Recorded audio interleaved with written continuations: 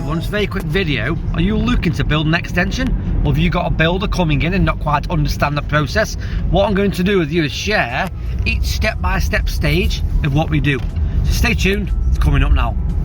So, as soon as you submitted your building application to your chosen building control officer, whether that's private or whether that's with the council, they'll tell you, depending on the size of your scheme, whether you've got to wait 2 days, 5 days or 10 days to start.